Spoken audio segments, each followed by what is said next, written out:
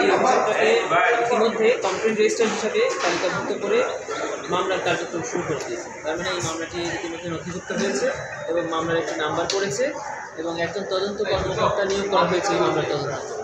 উনি তদন্ত কর্মকর্তা নিয়োগ হওয়ার পর এই ঘটনার সময়ে পত্রপত্রিকা সংগ্রহ করেছেন এবং পত্রপত্রিকা পর্যালোচনা করছেন মর্মে তদন্তকারী কর্মকর্তা আমাকে জানিয়েছে। তদন্তকারী কর্মকর্তা কি কি বিষয়ে তদন্ত করেছে বলে আপনাদের জানিয়েছে? তো উনি এখন পর্যন্ত শুধু এই পিরিয়ডের পত্রপত্রিকা সংগ্রহ করে এই পত্রিকাগুলো পর্যালোচনা করছেন, এতটুকু জানিয়েছে। আর এখানে প্রসিডিউর হলো এই তদন্ত সংস্থা চাইলে এখন তাদের বিরুদ্ধে গ্রেফতারি পরোয়ানা জারির জন্য আবেদন করতে পারবেন।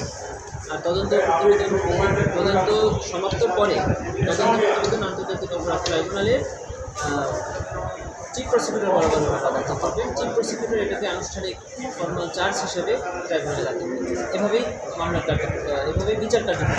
গত আওয়ামী লীগ সরকারের সময় যারা তদন্ত সংস্থায় ছিল তারাই তদন্ত করতেছে, অর্থাৎ তাদের কাছে কি আপনারা যথাযথ তদন্ত পাবেন? জি, আপনি সঠিক বলেছেন যে ট্রাইব্যুনাল গঠনের শুরু থেকে যারা তদন্ত সংস্থা দায়িত্ব ছিল তারাই এখন তদন্ত সংস্থায় আছেন এবং তারাই কার্যক্রম করছেন।